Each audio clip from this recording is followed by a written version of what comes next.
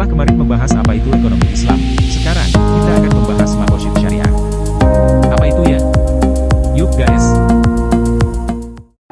Makosyid syariah terdiri dari dua kata, makosyid dan syariah. Makosyid adalah tujuan, sementara syariah merupakan sumber hukum atau kumpulan aturan yang ditetapkan Allah melalui Al-Quran dan dijelaskan Rasulullah dalam Al-Hadis. Ada sejumlah definisi dan pandangan dari para ulama, misalnya dari Ibnu Ashur, Alal Al-Fasi, Ahmad Raisuni, Jasar Auda, ataupun Ali bin Rabi'ah, namun secara umum relatif sama. Kalaupun ada perbedaan, itu hanya perbedaan redaksi saja, bukan perbedaan substansi. Hal ini sebagaimana dikatakan Al-Hodimi, meskipun redaksi definisi makosyid syariah yang ditawarkan para ulama berbeda-beda, tapi pada intinya masing-masing dari definisi itu menegaskan bahwa makosyid syariah adalah maksud dan tujuan yang ada di dalam syariat Islam, baik tujuan umum maupun khusus. Semua tujuan itu mengarah pada ketaatan dan kewajiban beribadah kepada Allah untuk memperoleh kebaikan di dunia ataupun akhirat. Kandungan makosyid syariah dapat diketahui dengan merujuk ungkapan Asy-Syatibi, seorang tokoh pembaharu usyul fikih, yang hidup pada abad ke-8 Hijriah, dalam kitabnya Al-Muwafaqat fi Usyul Asy-Syariah, yang mengatakan bahwa sesungguhnya syariat itu ditetapkan tidak lain untuk kemaslahatan manusia di dunia dan di akhirat. Maslahat sebagai substansi makosyid syariah dapat dibagi sesuai dengan tinjauannya. Bila dilihat dari aspek pengaruhnya dalam kehidupan manusia, maslahat dapat dibagi menjadi 3 tingkatan. Pertama, daruriyat, yaitu maslahat yang bersifat primer, di mana kehidupan manusia sangat tergantung padanya, baik aspek agama maupun aspek duniawi. Maka ini merupakan sesuatu yang tidak dapat ditinggalkan dalam kehidupan manusia. Kedua, hajiyat, yaitu maslahat yang bersifat sekunder, yang diperlukan oleh manusia untuk mempermudah dalam kehidupan dan menghilangkan kesulitan maupun kesempitan. Implikasi ketiadaannya tidak sampai merusak kehidupan. Dan yang ketiga adalah tahsiniyat, yaitu maslahat yang merupakan tuntutan muruah atau moral, dan itu dimaksudkan untuk kebaikan dan kemuliaan.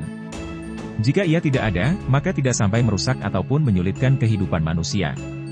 Maslahat tahsiniyat ini diperlukan sebagai kebutuhan tersier untuk meningkatkan kualitas kehidupan manusia, bersumber dari Al-Zuhaili, tahun 1986, halaman 1020-1023. Menurut Asy-Syatibi, makosyid syariah memiliki 5 hal inti yaitu 1. Hifdzuddin, atau menjaga agama. 2. Hifdzun nafs, atau menjaga jiwa. 3. Hifdzul aql, atau menjaga akal. 4. Hifdzun nasel, atau menjaga keturunan. 5. Hifdzul mal, atau menjaga harta. Yuks, kita bahas satu persatu. Menjaga agama. Tujuan diterapkannya syariat adalah untuk memastikan bahwa semua aktivitas ibadah, individual dan sosial, terlaksana dengan aman, tertib, dan sesuai dengan semua aturan yang telah ditetapkan. Kita wajib memastikan terlaksananya semua kewajiban agama dan menjaga dari kemungkinan terhalanginya pelaksanaan aktivitas berislam kita. Amalan ibadah juga berperan untuk menjaga keutuhan dan kemuliaan agama itu sendiri. Menjaga diri. Hifdzun nafs atau menjaga diri sendiri berfokus pada upaya menjaga eksistensi diri, baik secara fisik maupun mental. Aktivitasnya antara lain menjaga kesehatan fisik dan keseimbangan mental dan emosional individu. Kita wajib melakukan segala hal yang memastikan diri kita terlindungi dan terpelihara dari semua gangguan, baik kesehatan, keamanan juga hubungan sosial. Menjaga akal. Prinsip ini mencakup berbagai aspek seperti memperkuat kognisi, intelektualitas, dan kreativitas, serta menghindari perilaku dan tindakan yang merusak fungsi otak dan pikiran. Dalam menjalankan prinsip ini, kita harus memperhatikan kesehatan mental dan kecerdasan kita, serta memperkaya diri dengan informasi dan pengalaman yang bermanfaat. Kita juga harus berusaha untuk menghindari kebiasaan dan perilaku yang memungkinkan rusaknya fungsi otak dan pikiran, serta pemikiran. Menjaga keturunan merupakan prinsip yang sangat penting dalam Islam, karena keluarga dan keturunan adalah sumber dari keberlangsungan kita sebagai umat manusia. Selain itu, keturunan menimbulkan kebahagiaan dan keberkahan hidup. Prinsip ini mencakup berbagai aspek, mulai dari menikah, melahirkan dan mendidik anak, memperkuat relasi keluarga, dan memperbaiki hubungan antar generasi. Dalam menjalankan prinsip ini, kita harus selalu mengutamakan nilai-nilai keluarga dan memberikan dukungan penuh pada kemajuan dan kebahagiaan keluarga. Kita juga harus berusaha untuk memahami peran dan tanggung jawab kita sebagai orang tua dan peran keluarga sebagai pembangun inti masyarakat dan peradaban.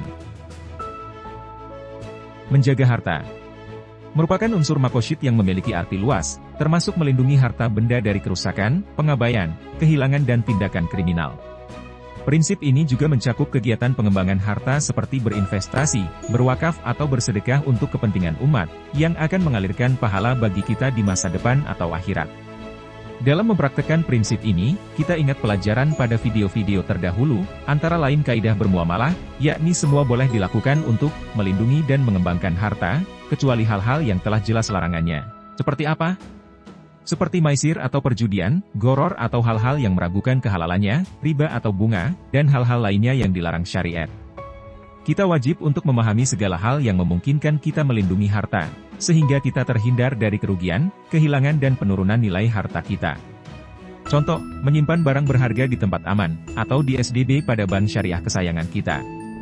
Atau dalam bertransaksi menggunakan mata uang asing, kita melakukan hedging atau lindung nilai, termasuk juga di dalamnya menggunakan asuransi syariah.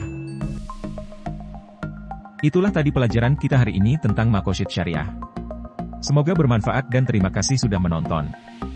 Jangan lupa like, subscribe, share ya, guys. Kalau ada pertanyaan atau masukan, silakan sampaikan di komen ya, guys. Wassalamualaikum.